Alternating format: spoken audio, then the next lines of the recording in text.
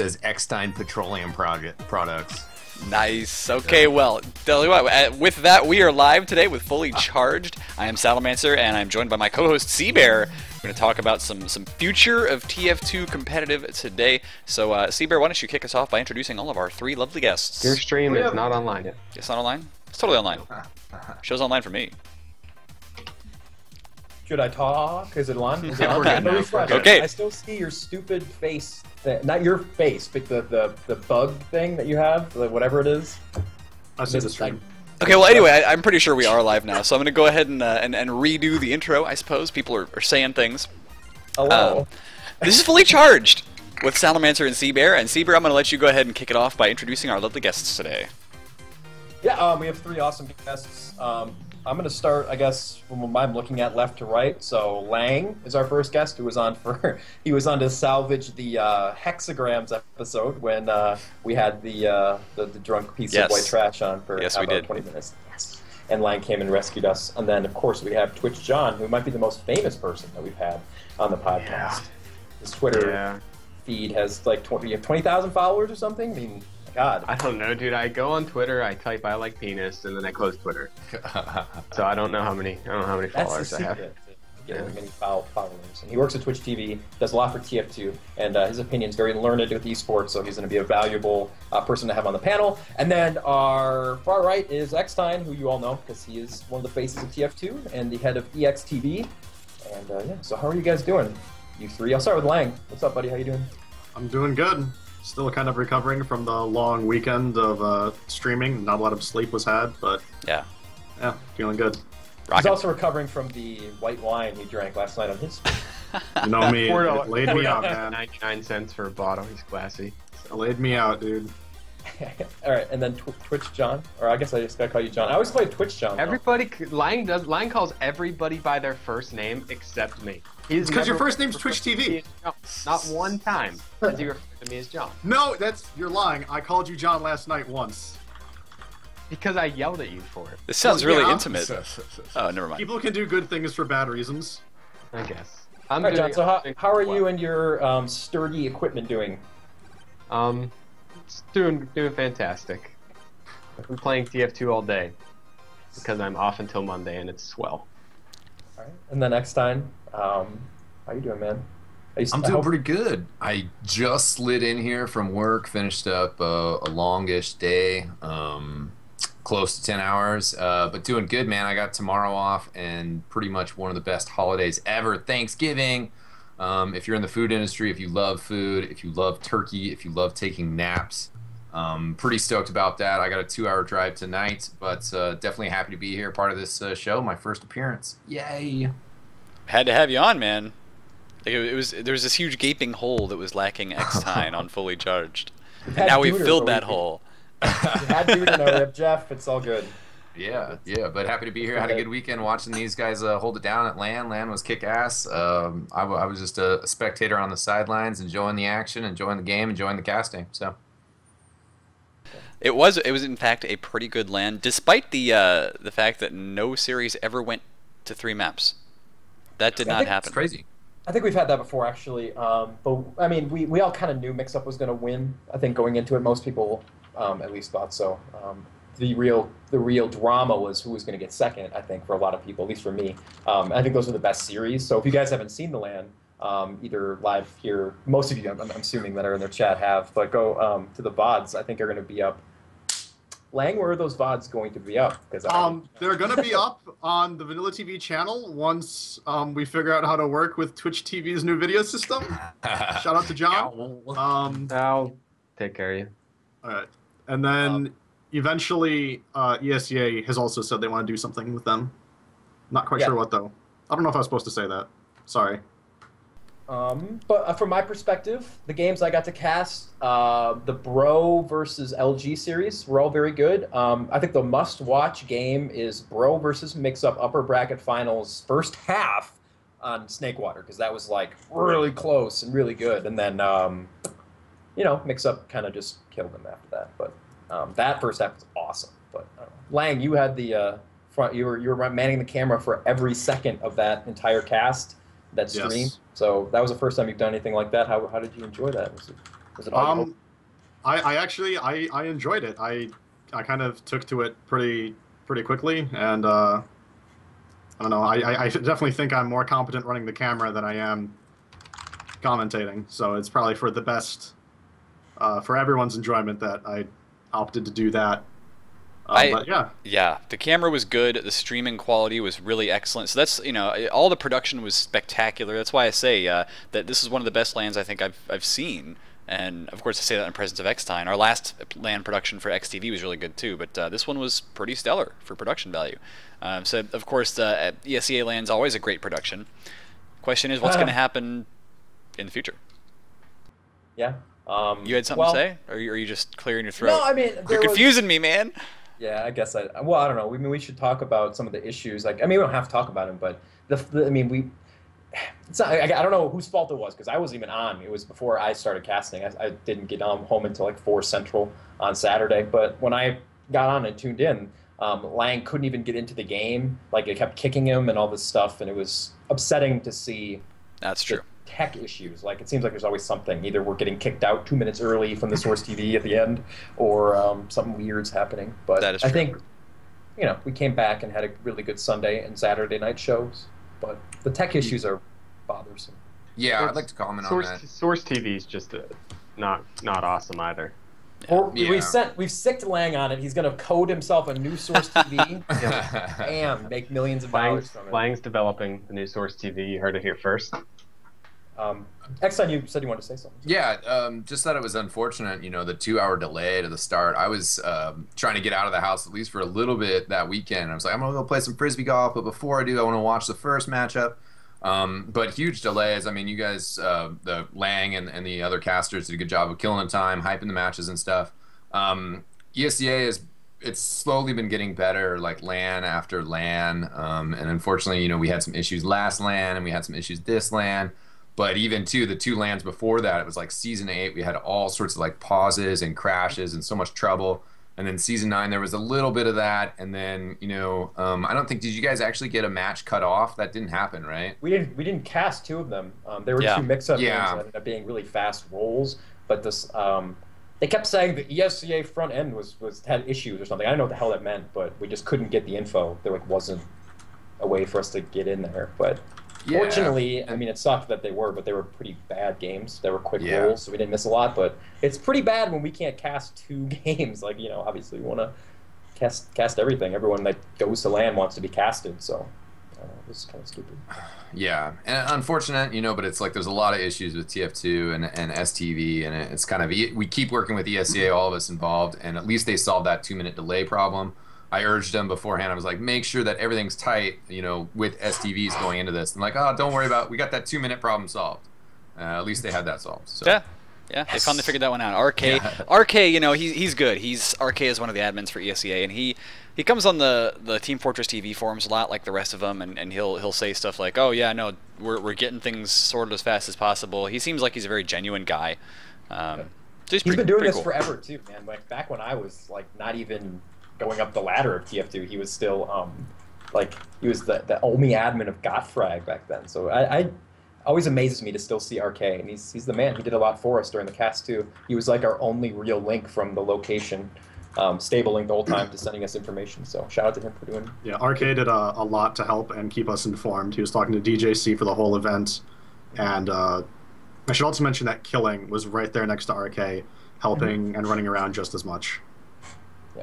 Okay, so the big question on everybody's mind tonight is, now that, you know, this big season's over and we've had not only some TF2 roster shakeups, but some caster roster shakeups, is where are we going to go from here? What are we going to do with TF2 as an esport, and is it going to grow? And if so, how are we going to make it grow?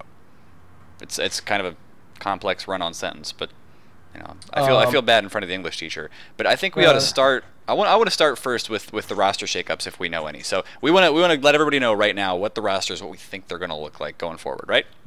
Yeah. Okay, so let's start with, there's no more LG. LG, the sponsor's gone, and that team is split into, well, that team and then the Space Whales, who took third, they've both split into 2 teams, maybe 3 eventually with some of the other pieces. But you moved Tyrone and Hero from the old LG roster, so Tyrone on Pocket, or or Roamer. I don't know for sure. I think they're still working out details, but it's going to be Tyrone and Blaze, I believe, on Soldier, Hero Sick. and Clockwork on Scout, Dummy on Demo, and Mezzer on Medic. I don't know if Mezzer's going to medic for them or not. Mezzer will not be. Is my understanding that Mezzer will not be the medic for that LG team. I believe Shade is actually still on the roster. I mean, considering Shade and Hero had their adventure video posted to Team Fortress TV today, you guys see that? Yeah, I don't. But that's. I'm pretty sure, Sal, that Shade and Tyrone are done as a combo. Just, I don't see. Yeah, I don't. I think from what I understand, Ty cut everyone except Hero. Okay. Yeah. That's what I got to. Quick interjection comment, maybe Cbear. I mean, is LG done as a sponsor, or they are? Okay. I think maybe even done in general. The organization's done. Yeah. Yeah. They posted Okay. something on the Team Fortress TV thread. I mean, I'm not big into Okay. following sponsors, but it makes sense. I mean, there's just not a lot out there. Yeah, I mean, I've talked to You know. those guys privately before, and this will probably factor into our later decision before. And they seem, a couple cool dudes who were interested in supporting things, and it was great that they supported and did what they could while they did. He hit me a couple times like, what more could I do? And I was like, go into media organizations and et cetera, et cetera. And then actually he said they were going to put up a statement, and I went to their website, and it was, congratulations to LG for winning the Season 11 LAN Championships was their top post. So, I mean, kind of some inactivity, but still it's a little sad to see those guys move on, but oh well. I think it's a bigger deal in people that don't really know, but I don't think LG did a lot as far as money and stuff. They were pretty much self-funded, so, a couple dudes helping out in their spare time. Yeah, and I think they got some gear, like some Razer stuff, I think. But, I mean, it sucks whenever you lose a sponsor, one that's recognizable in other games, too. Right now, I don't think we have any that are on the top invite levels, at least. Maybe we'll, be able to pick up some. The discussions, I think, is going to turn later on to view numbers and stuff, and we can talk about just where TF2 sits in the sort of echelon of esports right now. And I mean, not esports, because it's not anywhere in the big titles, but in FPS, I mean, the discussion, I don't even know where the discussion for FPS games as esports titles these days even, like, what games are popular? CSGO, is that the #1 title right now? I mean, John knows because he works for Twitch. It's the #1 money-wise, but nobody plays it. Right, and no one watches it either, right? I mean... Yeah, it'll do well. Okay. What was it, ESWC? They were up at like 25 or 30K. Oh, viewers. really? Yeah. It does fine, but nobody wants to play it. Like, it's the same game as it's been for 15 years or something obnoxious now. It was good back then too. I'll tell you. It's still good. It's just not it's not as spectator friendly because it's very slow. All right, well, I don't want to jump straight into that part because I think that's the bulk of the conversation is going to be like sort of talking about TF2 as an esport, not just the game that we like to play because it's awesome. But where can it fall? But rest of the roster shakeup. So we have Banny's team, which they're looking for a name. They might be the Bear TV team. I might sponsor those dudes. Oh shit. It's going to be okay. It's Banny, Lansky, Tag. So Lansky and Tag are under your soldiers, which is really cool. I think that's a really up and coming good soldier combo. Banny on demo, I heard good at TF2. And then the scouts right now are Sizer and Shrugger. But there's talk that Sizer may not play for them. That's still the one spot that's up in the air, and Shade on Medic. So there's your second team. And I would assume that in your mix-up team, and nobody really knows what the mix-up team is going to look like, they would be your two favorites heading into the next season, at least early season favorites. But there's also Lange's team. Lange is making a new team, and I don't know if you're comfortable telling the details or whatever but it's going to be you and Sean and maybe Pure and I can give Brian. some details. Okay, go ahead. I can reveal exactly half of the roster. I will be playing Pocket. Yes. Seanwood will be playing Medic, so we will be reuniting as a combo once again. Not seen since Season 9. Very excited about that. Zbrine will be our Roamer.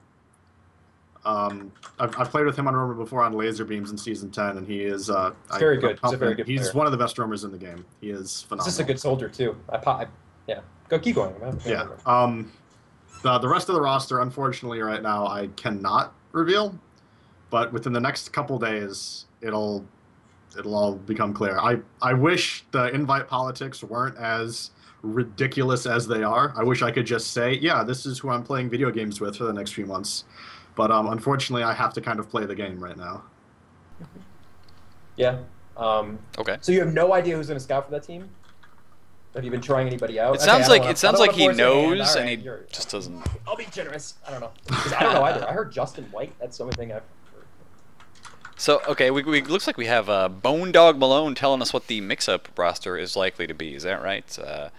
Harblue, Platt, Tyler. That's not right no. at all. So just Demo is not. Oh, he put banned. down. Yeah, he put down Banny. Yeah, right. Demon's Yeah. not banning. Enigma Incisor. I heard today that YZ50 from Mr. Someone's source. I don't because we were online for that or on air. That YZ50 might be playing for Ruin. I think Ruin is not playing for Mix-Up.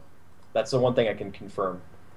Otherwise, it's I don't know. A lot of it depends on what Brad is going to do, what Pure is going to do. If he's going to leave, then they'll have to find a new demo or medic or whatever. If they're going to keep TLR, is he going to play Dota? I think that'll work itself out in the next couple weeks. But right now, we don't know. But I will say this, Sal, I'm excited for this season, way more than last season.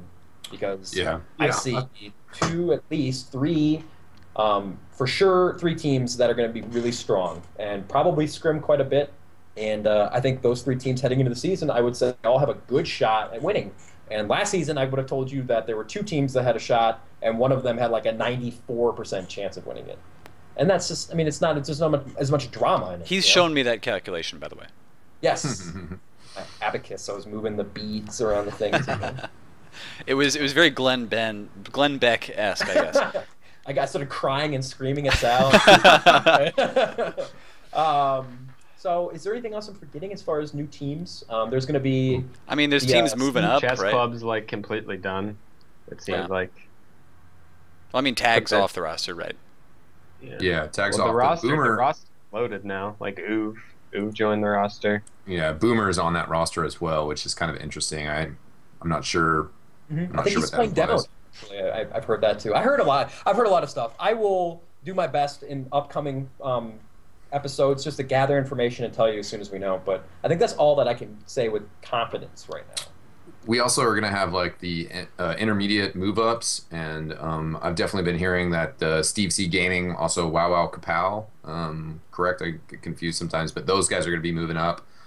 Is Zen City not? I'm not too sure. I mean, I've heard There's about those trouble guys. in paradise with Zen City. Oh, no. They're having some problems. Is that so? Is it Black Fogger? It's Black Fogger, isn't it?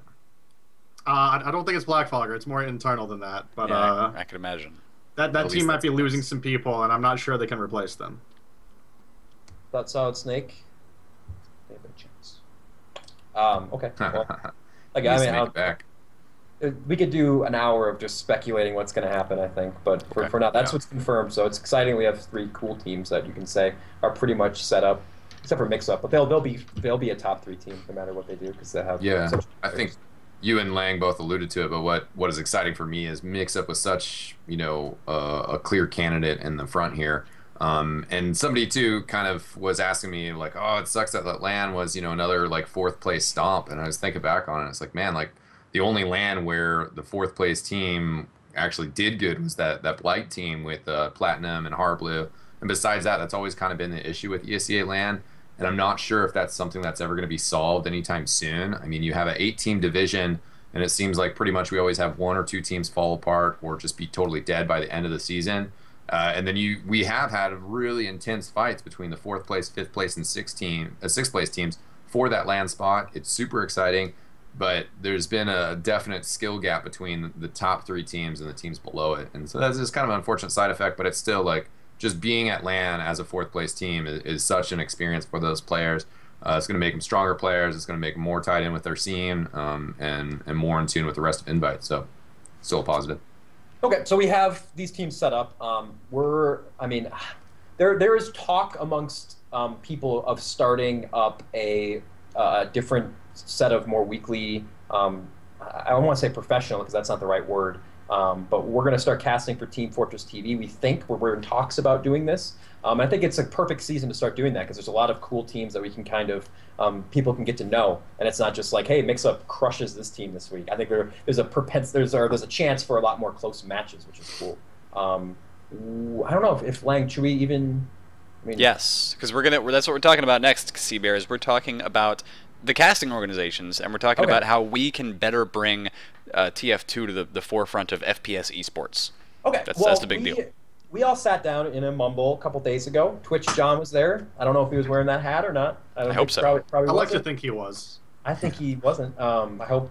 Guys, yeah. trolling the hat. It's coming off. Oh. He threatened a Teemo hat for all the League of Legends players. I will put on a Teemo hat. As long as you don't do a Teemo voice, I'm okay with it. I don't even know what Teemo's voice is. It's like, I don't know, whatever. It's League of Legends. Who cares? Everyone. That's right. Okay. So that discussion, I think the most important point that came from it was the importance of centralizing the community. And I think there was even talk of what it would be really great if we could move some of the European community over to one central spot. And for us, the best idea is to have that spot be Team Fortress TV because of the name, for one. It's really recognizable. And the multi-coverage that it could actually, like, it could offer the community a lot more.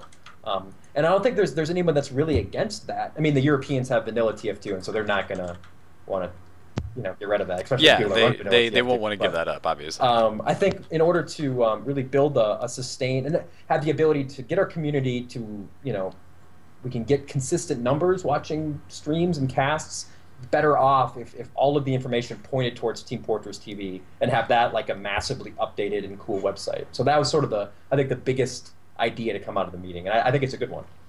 Yeah, it almost becomes like the Team Liquid of Team Fortress 2 at that point, right? Yeah. That was kind of my logic in explaining why vanilla TV should be okay with that. Like if you go to EG's Twitter, you go to this, you go to that, all of these top-notch StarCraft organizations, when they're talking about StarCraft news, they point you to Team Liquid. Mm-hmm. That's essentially promoting another organization because Team Liquid is an organization. They have players, they have a team, a very good team, but other organizations are perfectly fine with that because that's the hub for information. And sometimes you just got to let go of your pride and try to grow things.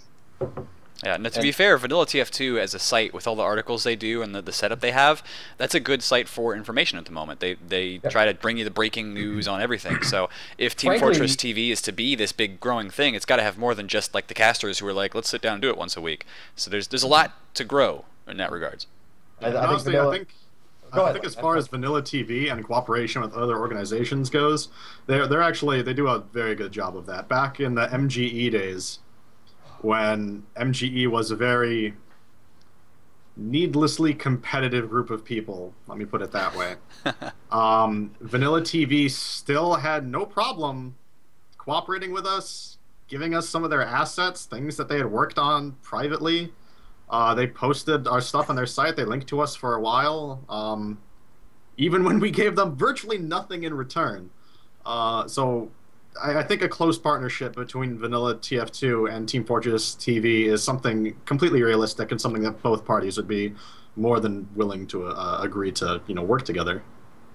Yeah, I think all the organizations are pretty down for helping each other out. I mean, as Lange just brought up the MGE organization. I mean, we were doing the same thing of kind of competing with them in the sense that we're both trying to cover ESEA and we're both trying to do our things, but at the same time trying to be as cordial as possible to each other and still working together. And I think kind of on this tone of things as well, I mean, I was thinking about it on my drive home a little bit. When I first started XTV, something for me was I saw this necessity and really felt that we needed a central hub and a way to get the message out there and stuff. But the difference between computers of 2 years ago and the computers of now, streaming TF2 is not an easy matter. It takes a lot of CPU, it takes a lot of bandwidth, but I mean, anything's going to take a lot of bandwidth. But TF2 in particular was really tough for people to stream. And now we have so many streamers and so many people putting it out that now there's more of a focus on, just people streaming, players streaming. There's more people who can just be like Platinum, being like, oh, hey, I'm not doing anything tonight. I'm not scrimming. I'm not playing in a match. Oh, there's an IM game. Okay, I'm going to cast that.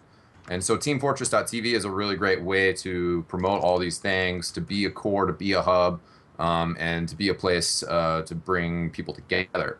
I guess to touch on some of the other stuff, and Sal kind of alluded to it, but Cbear and his company kind of going a different way from working in close-knit and with XTV as we were before. And it was kind of predicated by some miscommunication, some bad miscommunication before the LAN, but that's all over, hatchet buried. And XTV, going to take this opportunity and these guys going on and casting on Team Fortress TV and this focus on Team Fortress TV, that's actually takes a lot of burden off of us and a lot of burden that we probably put on ourselves. But being like, oh, you know, we need to cast ESEA. ESEA needs to be cast, and we're the ones who are here, and we need to cast it. We need to do all this work.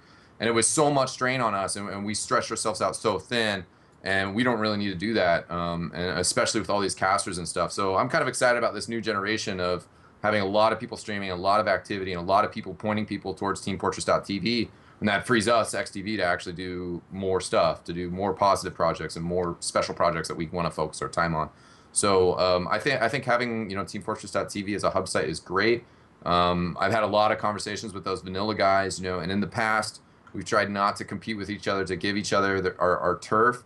But also I think both organizations, myself and them, have realized like, it doesn't really matter, you know, like if they can't get to a Europe game and we want to cast it, sure. If they want to come and cast a couple North American games, great, you know, it's just better for the scene. And I point people to Vanilla TF when I'm talking about Europe, and I always do that. And hopefully they'll send some traffic our way as well. I know that they're down to help out the community as a whole, just like pretty much everybody. Yeah, sorry, I'm not making faces at eXtine jerks. You guys, like, the stream chats are just ridiculous, and I'm laughing and making faces at them. He's right about most of what he's. I mean, I can't say everything because I don't know if some may not be right. But okay, I want to say this because there was definitely drama, and I haven't brought it up yet. That I wanted to apologize on behalf of myself. I don't know if anyone else wants to. How the LAN was handled was poorly done. I think, the one thing that eXtine said this right is miscommunication. There really was a lot of it, and that's why I was like nodding for a lot about. It's like we had no idea what the hell was going on. Yeah. When ESCA came to us, or came to them, because it really wasn't me. I mean, I was the last person to join up with them. When they came to them, it was mostly like, well, we want to stream, and we had no idea what was going on between EXTV and ESCA. We didn't know what those negotiations were. So they were negotiating, and we didn't know. And they came to us with a deal that we thought was just something that we should have taken. We had to take, and I think that's why the decision was made. But we didn't want to deceive eXtine. So eXtine, Jeff, I mean, we're cool. I've never had a problem with eXtine. Thanks. Back in the MGE days, it wasn't me. It was not me. Everybody was always at each other's throats, and I was like, it's not. It makes no sense. And no, I take responsibility for any animosity that existed between MGE and X Television. That was me just being... And CB. It was a lot of CB, too. It was me and CB not thinking clearly. And I want to give big ups to Lange because, I don't know, I think it was around I-46, but Lange just kind of came to me and apologized for that out of nowhere. It was like, hey, man, like, sorry about that. I was like, thanks, dude. Like, that meant a lot to me, and I appreciated that. You're welcome. I wasn't around when any of this was going on. I have no idea what you're talking about. Nothing but love. This happened the week before. What I'm talking about happened the week before. LAN, you were there. No, I know that. I'm talking about the MGEX TV show. The old stuff. Oh, it was it was terrible. It was so stupid. So Lang, you were a huge douchebag? I was a huge douchebag. I was the hugest. That's great. Okay, well, guys, we've had our hug it out time. You know, you can kiss and make up later, but we're gonna move on because it's sappy and boring. And shut up.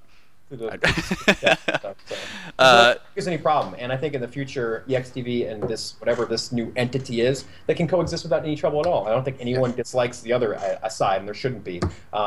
Miscommunication and having this pop up last minute, that pissed eXtine off, rightly so, and from there now we can all just kind of put it behind us.